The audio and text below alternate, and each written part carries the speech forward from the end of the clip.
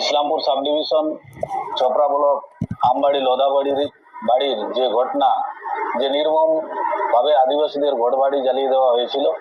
তাতে আদিবাসীদের বিপুল পরিমাণে ক্ষয়ক্ষতি এবং সেখানকার নারী পুরুষদের উপরে যে দ্বিতীয় মণিপুরের যে সূত্রপাত হয়েছিল, তাতে সমস্ত আদিবাসী জমি রক্ষা কমিটির কর্মী সমর্থক এবং অন্যান্য সংগঠন এবং বিভিন্ন জায়গায় এই সোশ্যাল মিডিয়ার মাধ্যমে আমরা সকলে এই তার সেই ঘটনা অবগত রয়েছি। তো আমি আদিবাসী জমি রক্ষা কমিটির প্রেসিডেন্ট, আমি সমস্ত কর্মী সমর্থক এবং নেতৃত্ববর্গদের জমি রক্ষা কমিটির যারা রয়েছেন এবং অন্যান্য সংগঠনের সহযোগিতা নিয়ে আপনাদের নির্দেশ করা যাইতেছে যে আমবাড়ি লদাবাড়ি এরিয়ায় যে আদিবাসীদের হাজার হাজার একর যে জমি, বিগত দিনে যে জমি রেস্টোরেশনের কাজ চলছিল, সেই প্রক্রিয়া এখনো অব্যাহত রয়েছে। তো আমি সমস্ত জমি রক্ষা কমিটির নেতৃত্ববর্গদের নির্দেশ করছি যে আপনারা যে আমবাড়ি লদাবাড়ি এরিয়ায় যে সমস্ত চা বাগানগুলো রয়েছে, আমরা পারস্পরিক জানতে পারছি সেখানে হাজার হাজার একর আদিবাসীদের সয় সম্পত্তিকে বিগত দিনে বিভিন্ন কায়দা কৌশলে চা বাগান নামে হোক আর বিভিন্ন ভাবেই হোক আদিবাসীদের কাছ থেকে কেড়ে নেওয়া হয়েছে জোরপূর্বক, এখনো সেই কাজ চলছে। তো আমি নির্দেশ করছি যে সেই চা বাগানগুলোর যে আমবাড়ি লদাবাড়ি এরিয়ায় যে আদিবাসীগুলো রয়েছে, সেই আদিবাসীদের যে এরিয়ায় যারা বিগত দিনে যে প্রকৃত মালিক ছিলেন সিএসএ এবং কেবিতে এখনো হয়তো রয়েছেন, তাদের সমস্ত কাগজপত্রগুলোকে আপনারা কালেক্ট করার চেষ্টা করুন। যদি সরকার এখানে আদিবাসীদের সয় সম্পত্তিকে ভেস্ট করে থাকেন, তাহলে কি প্রক্রিয়ায় কি গ্রাউন্ডে তাদের জমিগুলোকে ভেস্ট করা হয়েছে সেটা আমরা খতিয়ে দেখার আগামী দিনে প্রয়াস চালিয়ে যাব। এবং যদি বিহার এবং বেঙ্গল যখন ডিভিশন হয়েছিল, তখনকার যে বিহার প্রতি যে জমিগুলো রয়েছে, বিহার রেগুলেশন অ্যাক্ট 1946-এর যে পশ্চিমবঙ্গ সরকারের সাথে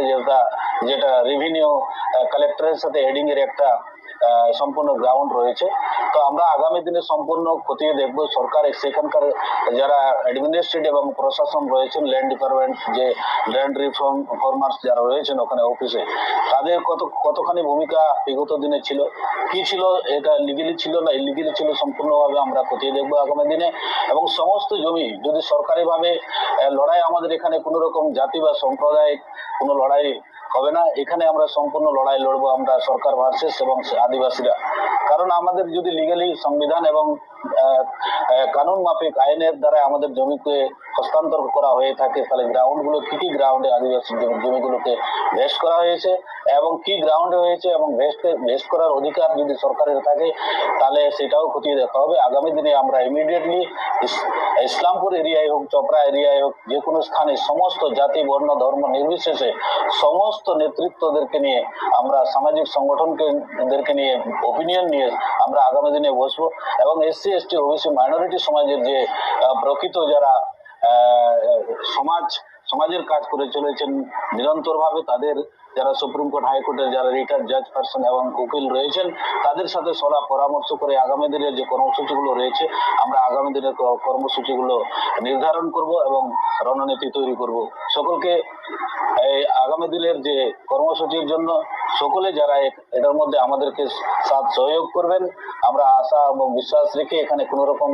রাজনীতি, কোনো রকম ভাবে এখানে আদিবাসীদের এখানে ডিভিশন করা আমরা সমর্থক নয়। এবং কেউ যদি আমাদের লাশের উপর দিয়ে রাজনীতি করতে চান, সেটাও আমরা মেনে নেব না। তো এখানে যাই হোক,